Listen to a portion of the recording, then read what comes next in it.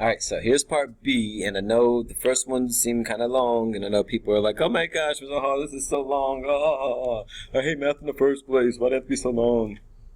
You've got to persevere through it, guys. We got to persevere through it because it's a real life lesson that you're learning. To persevere, push through. We got to do it. Alright, so we're going to follow the same instructions that we had for part A, for part B. Again, we're going to determine the period. We're going to determine the tick marks.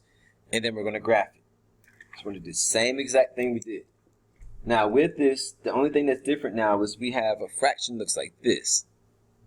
And again here, it shouldn't be that bad because we kind of talked about it a little bit before. But here, you can rewrite this so that it's a fraction. What is understood to be in front of theta? What number? It's understood to be 1. So that means we can rewrite this equation so that it looks like this.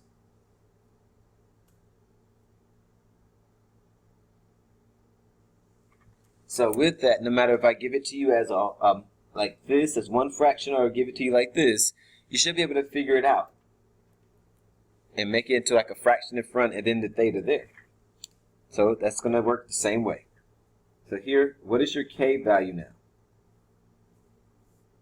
That's 1/2, that part right there. And what is your period? That's 2 pi over k. And here our k again is 1/2. So we do 2 pi over 1/2.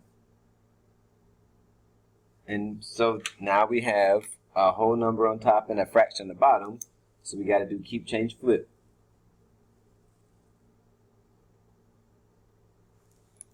Alright, so here, what is your period? Your new period? 4 pi. Yes. So that's our new period for this. 4 pi. Alright, so our tick mark should match up with that.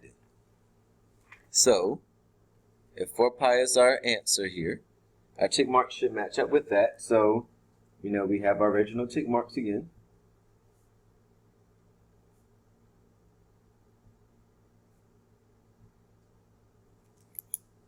We divide each one of these by what k is.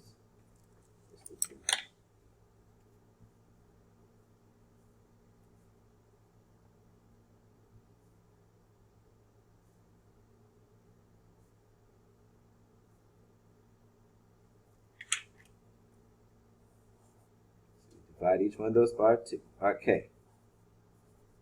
And again, we do keep, change, flip because we have a fraction for each one of these. It means we have to do work for each one of them. So anything over 0 over anything is still 0. Here we have to do keep, change, flip. So we have pi over 2 times keep, change, flip. We flip that 1/2 to 2 over 1. Here we have pi times 2 over 1. Here we have 3 pi over 2 times 2 over 1. And the last one, 2 pi times 2 over 1. And if you notice, each time it was the same thing that happened with k. So if it was 2 over 1 for this first one here, pi over 2, it's 2 over 1 for each one of these. So it has its own pattern. Okay, so here, you get 0. Here our 2's cancel out. That and that cancel out. So we're left with just pi over 1. Here, pi times 2, because we know that's understood as pi over 1. That's 2 pi.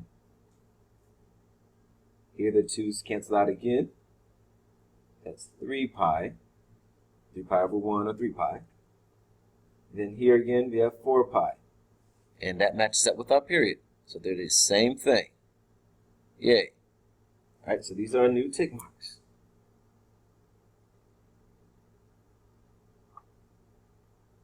Alright, so now let's go ahead and graph it out and then be done with it.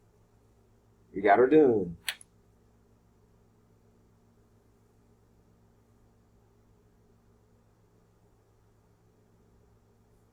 Alright, so So again, the first step is always to label.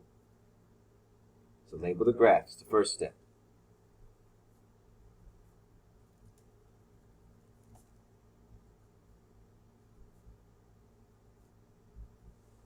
So we label it. We know this is pi,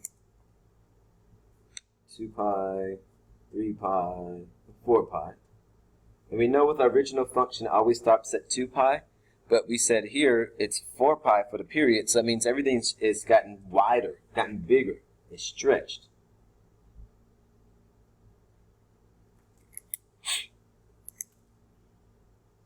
Alright, so with this again, we're talking about our cosine function because that's at the beginning. Cosine. So that means here, when we graph it out, we're dealing with our cosine graph. So that's starting up here and then coming down. And again, do our tick marks. Do the dotted line. Sorry. And sorry, that was step 2. That was your parent graph.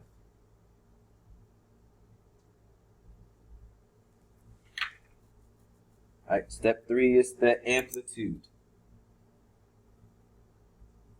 And what is your amplitude here? It's 3. 8 was 3. And again, does that mean every point moves up 3? Or does that mean that whatever's on the x-axis goes to the 3? Yes, the second thing. Everything on the x-axis goes to 3. So 1, 2, 3. Not on the x-axis, sorry. Anything not on the x-axis goes to 3. So here, this moves up to the number 3. This moves down to the negative 3. This moves up to 3. Again, the amplitude takes it to that number. The vertical shift takes it that many numbers up or down.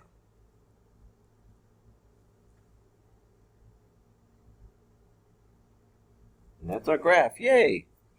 And again, the period the amplitude tells you to go to that number, and the vertical shift tells you to move it up or move it down that many numbers. All right, and that's it. That's graphing it.